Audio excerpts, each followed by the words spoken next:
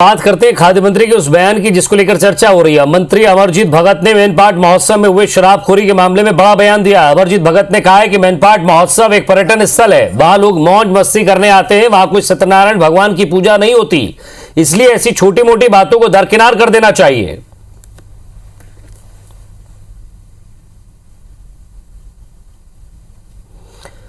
तो मैनपाट महोत्सव में शराबखोरी का मामला था और ऐसे में वहां शराब कैसे पहुंची एक महोत्सव के पास और वहां कैसे लोगों ने शराब पी, हुड़दंग भी वहां हुआ था। अब ऐसे में मंत्री जी का कुछ और ही कहना है। उनका कहना है कि यहां सत्यनारायण भगवान की पूजा नहीं होती, ये छोटी मोटी बातों को छोड़ देना चाहिए।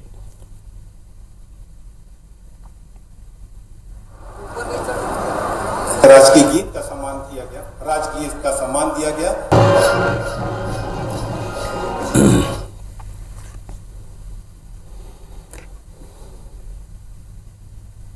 बुनियादी बात है और पर्यटन स्थल पे लोग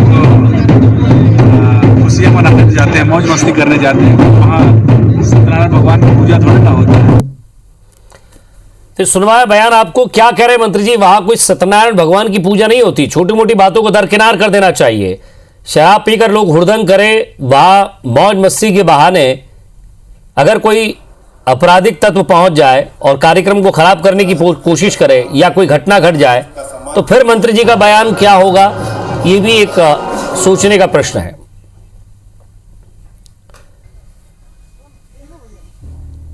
जरा इस पर बातचीत करेंगे, राजनीतिक प्रतिक्रिया भी लेंगे इस पर। हमारे साथ संजय श्रीवास्तव बीजेपी से जुड़ रहे हैं, तो अजय साहू जी कांग्रेस के प्रवक्ता हैं, वो भी हमारे साथ हैं।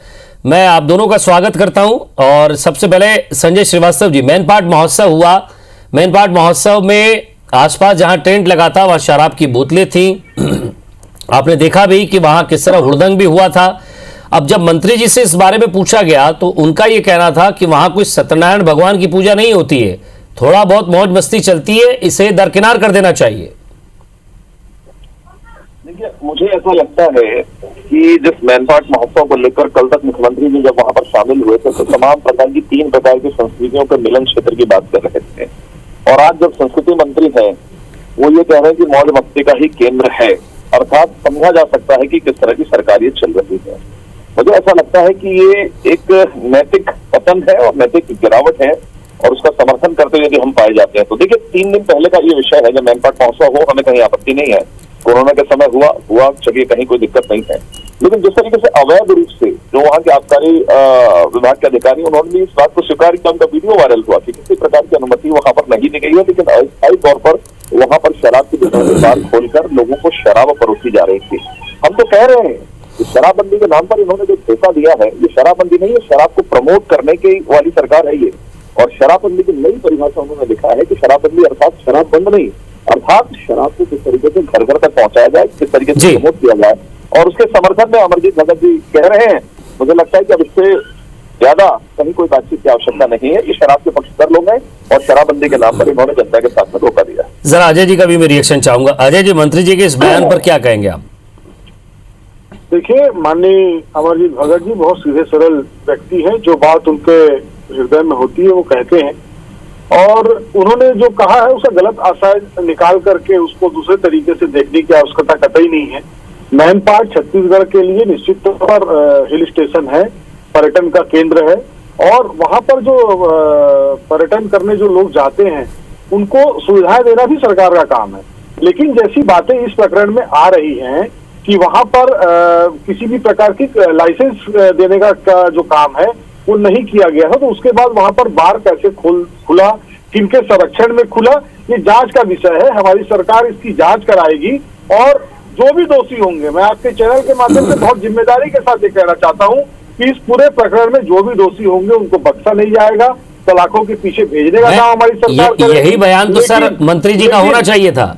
अजय जी, यही बयान तो मंत्री जी का होना चाहिए था जो आप बयान दे रहे हैं। जो पार्टी के दायित्व को निभाने वाला एक सच्चा कार्यकर्ता आप अपने आप को मानते हैं, और जो बयान आप दे रहे हैं शायद यही बयान एक जनप्रतिनिधि का, एक नेता का, एक मंत्री का होना चाहिए